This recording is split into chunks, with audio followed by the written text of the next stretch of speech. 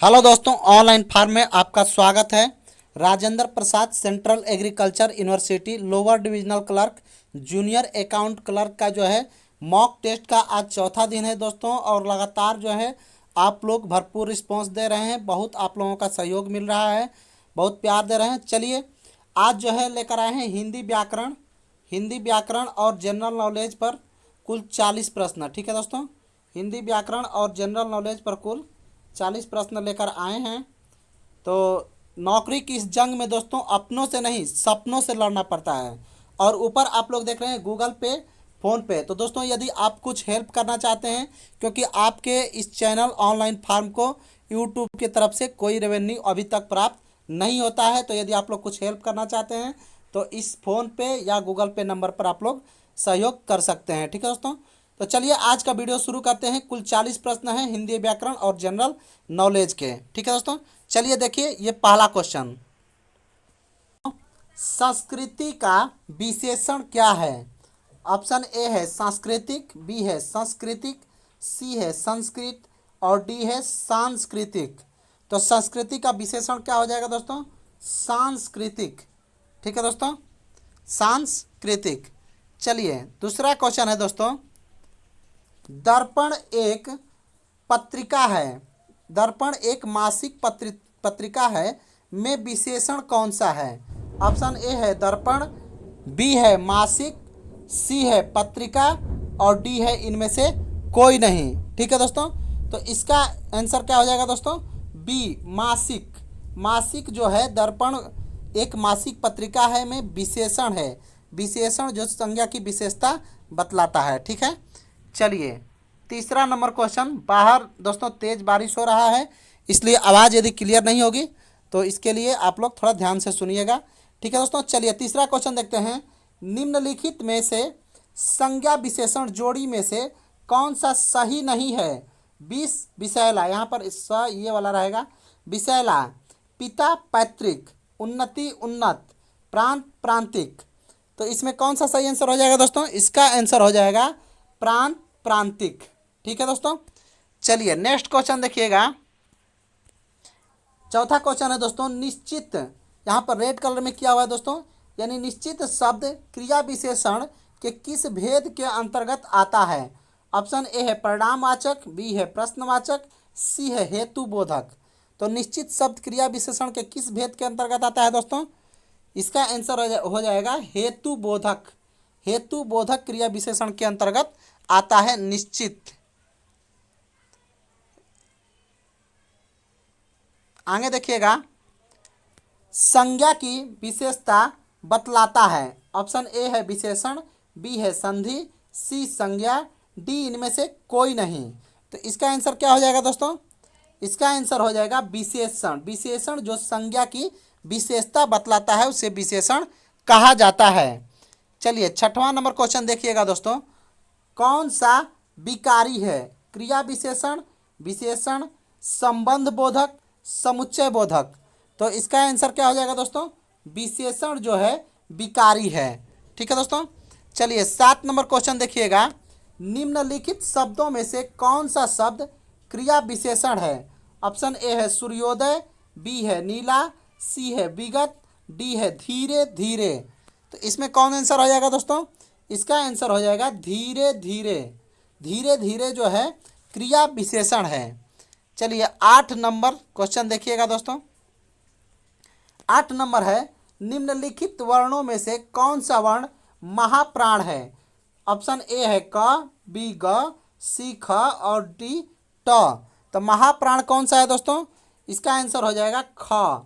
ख जो है महाप्राण है। चलिए 9 नंबर क्वेश्चन देखिएगा दोस्तों। हिंदी में स्वतंत्र रूप से बोले जाने वाले अक्षर क्या कहलाते हैं? स्वतंत्र ध्वनि, स्वर, व्यंजन, संयुक्त अक्षर। ठीक है दोस्तों, तो इसका आंसर क्या हो जाएगा? इसका आंसर हो जाएगा स्वर, यानी जो स्वतंत्र रूप से बोले जाते हैं उन्हें स्वर कहा जाता है। चलिए 10 नंबर क्वेश्चन देखिएगा। क, यहाँ पर आधा क है दोस्तों, नीचे हलंत है। क कौन सा व्यंजन है? तालव्य व्यंजन, दंत्य, मूर्धन्य, कंठ। इसका सही आंसर क्या हो जाएगा दोस्तों? 10वां का सही आंसर हो जाएगा कंठ। ठीक है दोस्तों। चलिए 11 नंबर क्वेश्चन देखिएगा। हिंदी वर्णमाला में वर्णों के कितने प्रकार हैं? ऑप्शन ए है 4, बी है 3, सी है 1 और डी है 2। इसका सही आंसर क्या हो जाएगा दोस्तों? इसका सही आंसर हो जाएगा डी, यानी 2। ठीक है दोस्तों, वीडियो थोड़ा लंबा हो जाएगा दोस्तों, क्योंकि 40 क्वेश्चन है और हिंदी और जीएस जीके सभी लेकर चल रहे हैं, इसलिए पूरे वीडियो पर आप लोग बने रहिएगा, क्योंकि एक एक क्वेश्चन आपके लिए इम्पोर्टेंट है। ठीक है दोस्तों, हर क्वेश्चन आपके लिए इम्पोर्टेंट है और पढ़ाई तो नीरस है ही, अच्छा नहीं लगता है, लेकिन आप लोग को ज़्यादा समय तक वीडियो में बने रहना है और सभी क्वेश्चन को आप लोग नोट भी कर सकते हैं, क्योंकि बहुत सारा इंपॉर्टेंट क्वेश्चन है। ठीक है दोस्तों, चलिए आगे चलते हैं। 12 नंबर क्वेश्चन है दोस्तों, निम्न में से कौन सा उत्क्षिप्त, यहाँ पर है इस तरह उत्क्षिप्त, उत्क्षिप्त उत्क्षिप्त व्यंजन का उदाहरण है? ऑप्शन ए है ढ, बी है र, सी है ल और डी है क। तो इसका सही आंसर क्या हो जाएगा दोस्तों? इसका सही आंसर हो जाएगा ढ। ढ जो है उत्क्षिप्त व्यंजन है। चलिए 13 नंबर क्वेश्चन देखिएगा। निम्न में से अनुनासिक स्वर कौन से शब्द में नहीं है? ऑप्शन ए गांव, बी दांत, सी हंस, डी घंटा। तो इसका सही आंसर क्या हो जाएगा दोस्तों? 13 का सही आंसर हो जाएगा घंटा। घंटा जो है अनुनासिक स्वर नहीं है। चलिए 14 नंबर क्वेश्चन देखिएगा दोस्तों। हिंदी वर्णमाला में मूल स्वर कितने हैं? तो ऑप्शन ए है 2, बी 4, सी 3 और डी 7। तो 14 का सही आंसर क्या हो जाएगा दोस्तों? 3। 3 जो है मूल स्वर हैं। चलिए 15 नंबर क्वेश्चन देखिएगा।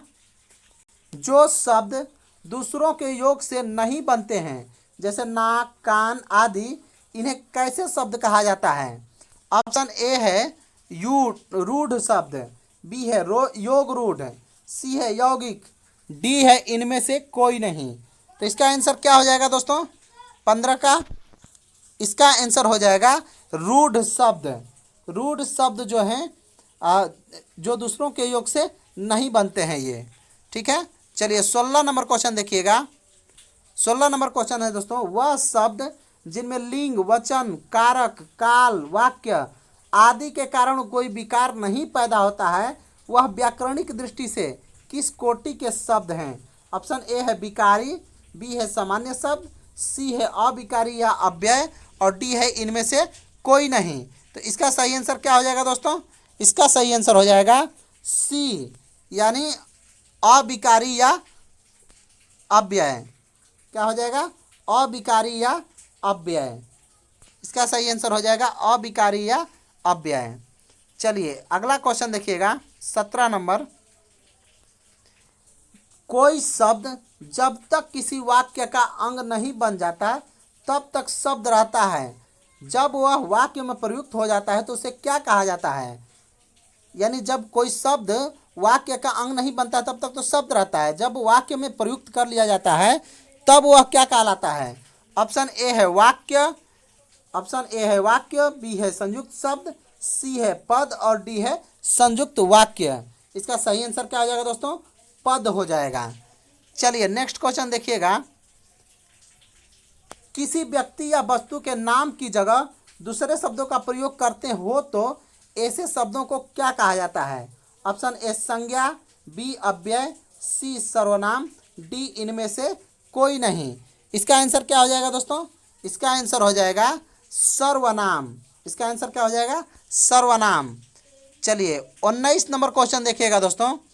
वाक्य में जब क्रिया का संबंध भाव से हो तो कौन सा वाक्य होता है? कर्तृवाच्य, भाववाच्य, कर्मवाच्य, इनमें से कोई नहीं। यहाँ पर वाच्य है दोस्तों, कर्मवाच्य, भाववाच्य, कर्तृवाच्य और इनमें से कोई नहीं। तो इसका सही आंसर क्या हो जाएगा? भाववाच्य। यानी जब क्रिया का संबंध भाव से हो तो कौन सा वाच्य हो जाएगा? भाववाच्य हो जाएगा। 20 नंबर क्वेश्चन है दोस्तों, देखिएगा यहाँ पर रेड लगा हुआ है पहले से। राम ने कहा कि मैं कल नहीं आऊँगा। वाक्य में मैं कल नहीं आऊँगा क्या है? ये जो मैं कल नहीं आऊँगा ये क्या है? प्रधान उपवाक्य, आश्रित उपवाक्य, ए और बी दोनों, इनमें से कोई नहीं। इसका आंसर हो जाएगा दोस्तों आश्रित उपवाक्य। मैं कल नहीं आऊँगा, इसमें आश्रित उपवाक्य है। ठीक है दोस्तों, तो ये 20 क्वेश्चन हिंदी के थे। अब चलिए 20 क्वेश्चन जीएस जीके के लेकर आते हैं। तो जीएस का जीके जीएस का जो है ये पहला क्वेश्चन है, निम्नलिखित में से विश्व में कौन सा सर्वाधिक पाए जाने वाला तत्व है? Option A hydrogen, B oxygen, C nitrogen और डी कार्बन। तो इसका आंसर क्या हो जाएगा दोस्तों? इसका आंसर हो जाएगा हाइड्रोजन। यानी हाइड्रोजन जो है विश्व में सबसे अधिक पाया जाने वाला तत्व है। चलिए नेक्स्ट क्वेश्चन है दोस्तों, अखिल भारतीय कांग्रेस की प्रथम महिला अध्यक्ष कौन थी? Option A Shrimati Annie Besant, B Shrimati Sarojini Naidu, C Shrimati Nalini Sen Gupta और डी है अरुणा आसफ अली। तो अखिल भारतीय कांग्रेस की प्रथम महिला अध्यक्ष कौन थी दोस्तों? सही आंसर हो जाएगा श्रीमती एनी बेसेंट। ये सबसे प्रथम कांग्रेस की महिला अध्यक्ष थी। चलिए तीसरा क्वेश्चन है दोस्तों, लोकसभा में शून्यकाल की अवधि अधिक से अधिक कितनी हो सकती है? 30 मिनट, 1 घंटा, अनिश्चित काल के लिए और या 2 घंटे के लिए। तो ये जो है अधिक से अधिक हो जाएगा, इसका आंसर हो जाएगा 1 घंटे। 1 घंटे से अधिक नहीं हो सकता है। चौथा क्वेश्चन है दोस्तों, केसर की सबसे अधिक मात्रा उत्पन्न होती है पूर्वोत्तर की पहाड़ियों में, कश्मीर में, केरल में, गोवा में। इसका सही आंसर क्या हो जाएगा दोस्तों? चौथा का इसका सही आंसर हो जाएगा कश्मीर में। कश्मीर में केसर सबसे अधिक होता है। चलिए 5 नंबर क्वेश्चन है दोस्तों, द इंडियन स्ट्रगल नामक प्रसिद्ध पुस्तक किसने लिखी है? ऑप्शन ए है मौलाना अबुल कलाम आज़ाद, बी है जवाहरलाल नेहरू, सी है लाला लाजपत राय, डी है सुभाष चंद्र बोस। इसका सही आंसर क्या हो जाएगा दोस्तों? सुभाष चंद्र बोस। ठीक है, चलिए 6वां नंबर क्वेश्चन देखिएगा दोस्तों, भारत में पंचायती राज व्यवस्था का शिल्पी किसे कहा जाता है? ऑप्शन ए है आचार्य नरेंद्र देव, बी है GVK राव, सी है BR मेहता और डी है LM सिंघवी। इसका सही आंसर क्या हो जाएगा दोस्तों? 6वां का सही आंसर हो जाएगा BR मेहता को जो है पंचायती राज व्यवस्था का शिल्पी कहा जाता है। चलिए 7 नंबर क्वेश्चन देखिएगा दोस्तों, वेग परिवर्तन की दर को क्या कहते हैं? वेग परिवर्तन की दर को क्या कहते हैं? ऑप्शन ए त्वरण, बी संवेग, सी आवेग, डी आघूर्ण। तो इसका सही आंसर क्या हो जाएगा दोस्तों? त्वरण। वेग परिवर्तन की दर को क्या कहता है दोस्तों? त्वरण। ठीक है दोस्तों, चलिए 8 नंबर क्वेश्चन है दोस्तों, लोनी और क्षारीय मृदा का भारत में एक और नाम क्या है? ऑप्शन ए है रेगुर, बी है बांगर, सी है कला, डी है खादर। इसका आंसर क्या हो जाएगा दोस्तों? इसका आंसर हो जाएगा कल्ला। कल्ला है, डबल ला है इसमें, इस तरह है कल्ला, कल्ला। ठीक है, चलिए 9 नंबर क्वेश्चन देखिएगा दोस्तों, 9 नंबर है, राज्य सरकार को प्रतिवर्ष वार्षिक वित्तीय विवरण प्रस्तुत करने का प्रावधान भारतीय संविधान के किस धारा में है? ऑप्शन ए है अनुच्छेद 202, बी है अनुच्छेद 203, सी अनुच्छेद 340 और डी है अनुच्छेद 231। यानी प्रतिवर्ष भारत सरकार या राज्य सरकार वार्षिक वित्तीय विवरण प्रस्तुत करता है। तो ये प्रस्तुत करता है किस अनुच्छेद के तहत? ठीक है दोस्तों, इसका आंसर हो जाएगा अनुच्छेद 202 के तहत राज्य सरकार जो है वार्षिक वित्तीय विवरण प्रस्तुत करता है। चलिए 10 नंबर क्वेश्चन देखिएगा दोस्तों, भारत की जलवायु पर निम्नलिखित में से किसका प्रभाव नहीं पड़ता है? मानसून का, महासागरीय धाराओं का, भूमध्य रेखा के सानिध्य का, हिंद महासागर के अस्तित्व का। तो इसका सही आंसर क्या हो जाएगा दोस्तों? महासागरीय धाराओं का भारत की जलवायु पर कोई प्रभाव नहीं पड़ता है। चलिए 11 नंबर क्वेश्चन देखिएगा दोस्तों, जल की अस्थायी कठोरता किसकी उपस्थिति के कारण होती है? ऑप्शन ए है magnesium sulphate, B magnesium bicarbonate, C calcium carbonate, D calcium chloride. तो इसका सही आंसर क्या हो जाएगा दोस्तों? इसका सही आंसर हो जाएगा मैग्नीशियम बाइकार्बोनेट। मैग्नीशियम बाइकार्बोनेट अस्थायी कठोरता के लिए। 12 नंबर क्वेश्चन देखिएगा दोस्तों, निम्न में से किस अम्ल में ऑक्सीजन नहीं है? Nitric acid, sulphuric acid, hydrochloric acid, उपरोक्त सभी। तो इसमें इसका आंसर क्या हो जाएगा दोस्तों? किस अम्ल में ऑक्सीजन नहीं है? इसका आंसर हो जाएगा हाइड्रोक्लोरिक एसिड, हाइड्रोक्लोरिक अम्ल। चलिए 13 नंबर क्वेश्चन देखिएगा दोस्तों। सामान्य मानव शरीर का तापक्रम कितना होता है? ऑप्शन ए है 98.4 degree Fahrenheit, 98 degree Fahrenheit, 98.8 degree Fahrenheit, इनमें से कोई नहीं। तो इसका सही आंसर क्या हो जाएगा दोस्तों? 98.4 डिग्री फ़ारेनहाइट। यही जो है इस समय आपका मापा जाता है कोविड-19 के टाइम में। ये यदि आपका 98.4 डिग्री फ़ारेनहाइट सही है तो कोई दिक्कत नहीं है। और सेंटीग्रेड में ये हो जाता है कितना? 37 डिग्री। ठीक है दोस्तों। चलिए 14 नंबर क्वेश्चन है, भारत में जूट का सर्वाधिक क्षेत्र किस राज्य में है? ऑप्शन ए है असम राज्य में, बी पश्चिम बंगाल में, सी बिहार में और डी मेघालय में। तो जूट का सबसे अधिक सर्वाधिक क्षेत्र कहाँ है दोस्तों? पश्चिम बंगाल में जूट सबसे अधिक होता है। इसका सही आंसर क्या हो जाएगा? पश्चिम बंगाल। ठीक है दोस्तों। चलिए 15 नंबर क्वेश्चन देखिएगा।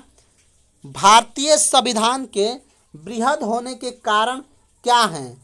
ऑप्शन ए है इनमें अनेक सभी स्थानों के अनुभव समाविष्ट हैं, इसमें विस्तृत प्रशासकीय प्रावधान है, यह एक बड़े देश का शासन से संबंधित है, इसमें संघ तथा राज्य सरकारों का संविधान है। ये पॉलिटी से क्वेश्चन है दोस्तों। और इसका आंसर हो जाएगा कि इसमें संघ और राज्य सरकार दोनों का संविधान है, इसलिए बहुत ही बड़ा संविधान बन गया है भारत का। चलिए 16 नंबर क्वेश्चन देखिएगा दोस्तों। भारत में एक क्रांति होने जा रही है और हमें जल्दी से चले जाना चाहिए, यह किसने कहा था?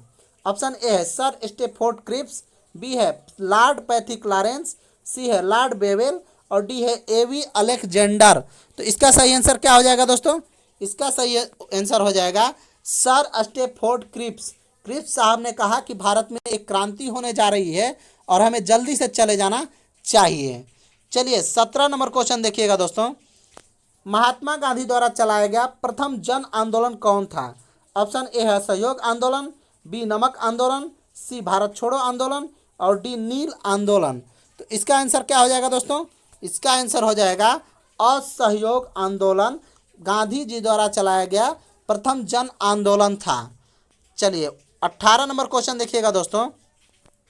निम्न में से कौन सर्वाधिक यानी सबसे अधिक प्रज्वलनशील है? ऑप्शन ए है सूत, बी है नायलॉन, सी है ऊन और डी है रेशम। तो इसका आंसर क्या हो जाएगा दोस्तों? इसका आंसर हो जाएगा नायलॉन। ठीक है। चलिए 19 नंबर क्वेश्चन देखिएगा दोस्तों। वायुमंडल में सबसे प्रचुर अक्रिय गैस कौन सी है? ऑप्शन ए है हीलियम, बी नियॉन, सी आर्गन और डी है क्रिप्टॉन। ठीक है दोस्तों। तो इसका आंसर क्या हो जाएगा? आर्गन। आर्गन जो है वायुमंडल में सबसे प्रचुर अक्रिय गैस है। चलिए 20 नंबर क्वेश्चन देखिएगा दोस्तों। किस तत्व की कमी से घेंघा रोग होता है? Option A nitrogen, B calcium, C iodine और डी फास्फोरस। ठीक है दोस्तों। तो किसकी कमी से घेंघा रोग होता है? इसका आंसर क्या हो जाएगा दोस्तों? इसका आंसर हो जाएगा आयोडीन की कमी से घेंघा रोग हो जाता है। ठीक है दोस्तों। और ये था लास्ट क्वेश्चन आपका 20 क्वेश्चन हिंदी का और 20 क्वेश्चन इसका जो है जीएस जीके का करवा दिए दोस्तों। कुल मिला के 40 क्वेश्चन हो गया। ठीक है दोस्तों। तो जमकर तैयारी कीजिए और वीडियो को लास्ट तक जरूर देखिए। ठीक है दोस्तों। और इसी तरह जमकर तैयारी करते रहिए। आगे यदि किसी प्रकार का कोई भी अपडेट आता है तो ज़रूर आपको मिलेगा। ठीक है दोस्तों। चलिए आज के लिए इतना ही रखते हैं, फिर मिलेंगे अगली वीडियो में एक नई सोच के साथ। Thank you.